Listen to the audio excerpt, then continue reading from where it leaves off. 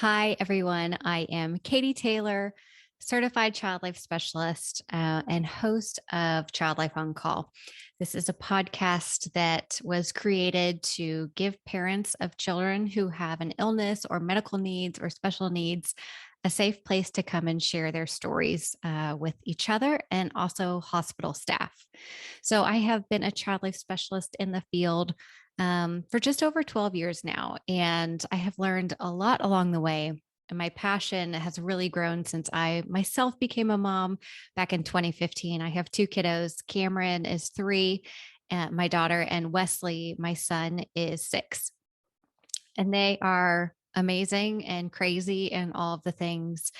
And so I talk a little bit about them on the podcast sometimes, but mostly my role is just being the vehicle and the platform for parents to share. I think I have the opportunity to provide a really quiet and calm and peaceful place for them to share kind of intimate and vulnerable details about what it's really like to have a child who is sick or has needs or has been hospitalized. And I would never cease to be just completely in awe of parents and what they have to go through to be there for their child. So that's kind of a little bit about the podcast. This is the 100th episode, which is why, as you can see, I have decided to actually do a video podcast, which is way outside my comfort zone. Yes, I just ran and put some eyeliner and mascara on and some lipstick, so I didn't look terrible. But I don't know. I feel like as the podcast grows, I want to keep up with what you all want. And I know when I listen to other podcasts, I love hearing about what the host is going through personally, professionally, all of it. So I wanted to just have an opportunity to get to know you guys, let you guys get to know me a little bit. So, I'm going to start just kind of giving my thoughts about the holiday season and one thing that I've observed. And then I also found a set of questions that I am going to ask myself, which is not awkward at all. But anyway, I think it might be pretty interesting for you to get to know me a little bit more, child life a little bit more, what a child life specialist does. And I don't know. We'll see how this goes, right? It's the 100th episode, the end of the year. We absolutely have to celebrate. So I was writing this morning and creating a written piece of work for someone that I do consulting work for, a great organization called Piper and Enza. And she asked for me to give her the child life perspective of dealing with holiday feelings.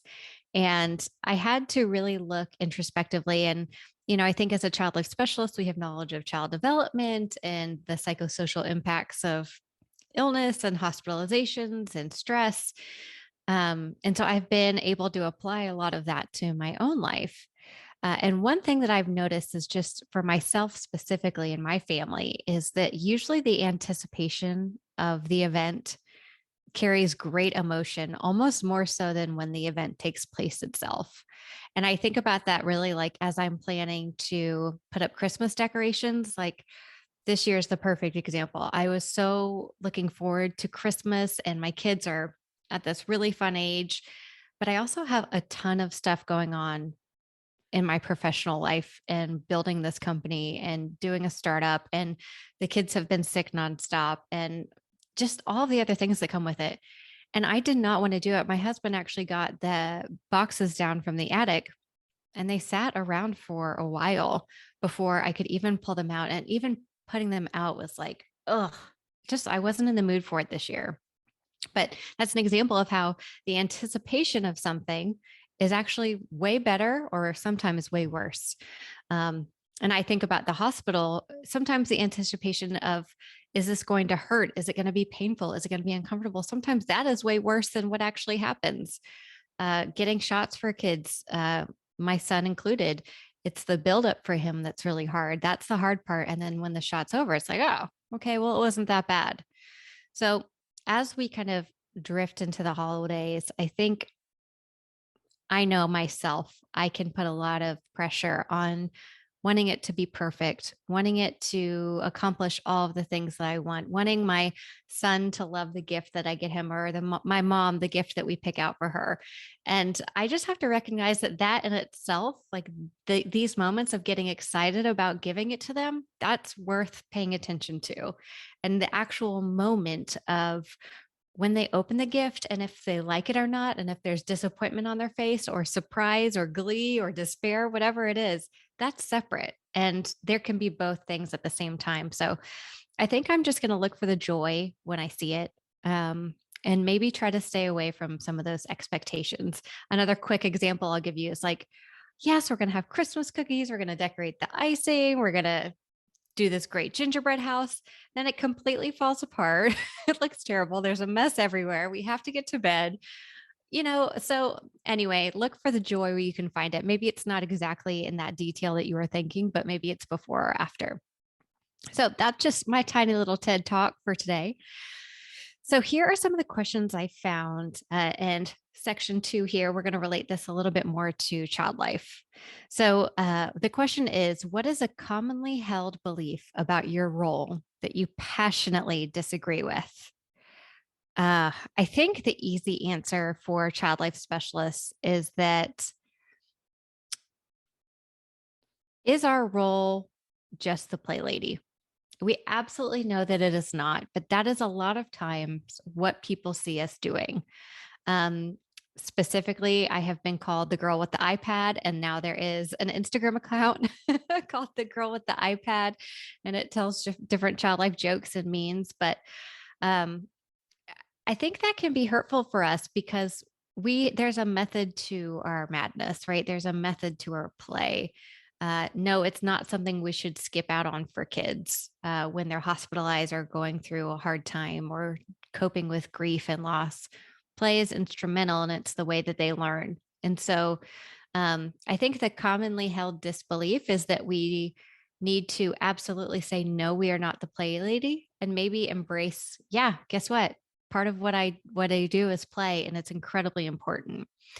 So I think maybe that's what I would say for this one. The second question is, what do you wish your younger self knew about your current profession? I would say that I wish I knew I could create opportunities for myself that didn't follow the road that was laid out for me. And that if you have a dream, you can accomplish it. And I don't know if I wish my younger self knew that, because maybe I'd be a little bit too cocky back then. Because I do think that there is some really important part of following the journey the way it's meant to be laid out so that you can learn framework and then you can take your other gifts, your other skills, and go forward.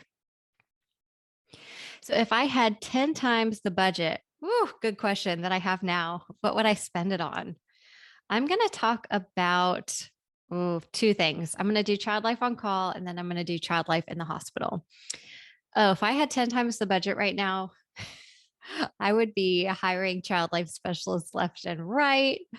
I would be gearing up our content to be beyond just what I'm able to figure out and create with the help of my amazing students. I have lots of dreams for child life on call, and yes, give me all of the money. Okay, if I were a child life specialist in the hospital and I had 10 times the budget, I mean, no doubt, iPad in every room. And I think iPads and technology are just so important for families to be able to connect, to have some distraction, to research. And there are just so many amazing things that technology can give us. And if we can give families access to those at all times from the comfort of their own room, I think that would be just fabulous. What's something everybody in your industry should stop or start doing? This one is easy. If you're a child life specialist or a child life student or a parent of a child with an illness or medical condition, or just a parent in general, okay, humans, okay, we're opening up this so broad. Think about mental health as part of your physical health. I have anxiety and it has flowed into depression, which I have learned just this year. I never would have called it that before, but I'm learning so much through therapy. I should have been processing and practicing processing for a long time. I've had some events in my life, just like we all have, that deserve time and attention for what it did to me emotionally, physically, and all of that that are added on top of what we see in the hospital and around families and children who suffer and are in pain are incredibly important to look at. And so I would say mental health is health no matter how you want to practice. If you want to get a therapist, you mindfulness works for you, you exercise. And I don't know, I caution you with the exercise one, so long as you use it productively to process. I know myself, I can actually use exercise to get away from some of what I'm feeling and concentrate on something else. So I would say mental health is physical health. It's just as important. Next question. What's the biggest challenge the industry is facing today? I would say the biggest challenge that child life is facing today is a lack of digital tools and resources to help them accomplish their job. And then, secondly, the high cases of burnout and lack of self care and the ability to self advocate for child life specialists. I'm going to add one more. Another challenge is the salary. We are not paid well enough. Our fees to be part of memberships and organizations are incredibly expensive. Um, if I want to attend a conference, it's incredibly expensive. And I get that that happens in all disciplines. My husband is a nurse anesthetist, and his stuff is not cheap, but he makes uh, significantly more money. And that goes with, I would never be able to do this podcast if I didn't have him as a partner and being so supportive of us going after Child Life on Call. And I recognize that fully, that I could not be doing this as a child life specialist without that kind of support and security. So I'm doing it. I'm doing it for all of us. And I want all of the input because it's not just what I think and what I need. I'm trying to build a service for child life specialists. Where do you self educate? I self educate podcasts, listening to other parents, listening to other healthcare professionals, trying new things. I never would have learned how to podcast if I didn't get onto YouTube. And if I were going to write a book, what would it be about? I have a lot of topics in mind. But one is just sharing the stories and the wisdom that we have gathered on this podcast for the past 4.5 years, over 105,000 downloads of parents giving such wisdom to the younger selves and also to parents who are out there going through the same kind of thing. All right, let me look here. That is the last of the questions. This was really fun. I'm sorry you had to listen to me talk the whole time. If you like these, let me know. I guess I could try to do a few more of them, but happy 100th episode to Child Life on Call. Happy birthday to us. Happy holiday season. Happy New Year. I'm so grateful you're a part of this journey alongside me. And there are so much cool, fun things to come in 2022. Thank you so much.